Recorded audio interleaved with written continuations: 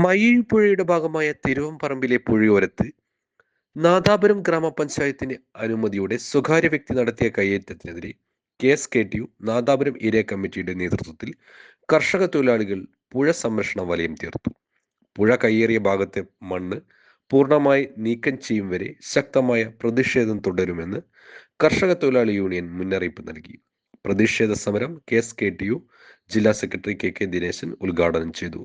CH Mohanan അധ്യക്ഷത വഹിച്ചു. CPIM നേതാക്കളായ PP Chathu, A Mohandas, T Pradeep Kumar, KP Kumaran, K Shyamala, T Babu, KK Dineshan Purameri എന്നിവർ സംസാരിച്ചു. അധികാരികളോട് ആവശ്യപ്പെടുന്നു, പുഴ ഒഴുക്കിന് തടസ്സമാക്കുന്ന കയ്യേറ്റങ്ങൾ ഒഴിവാക്കി പുഴ പൂർവ്വസ്ഥിതിയിലാക്കണമെന്ന് ഞങ്ങൾ അധികാരികളോട് ആവശ്യപ്പെടുന്നു.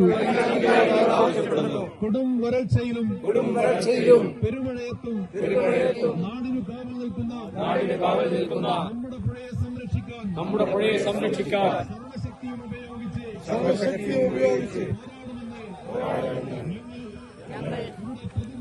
ഇവിടെ പ്രതിജ്ഞ ചെയ്യും. KSKTU സിന്ദാബാദ്.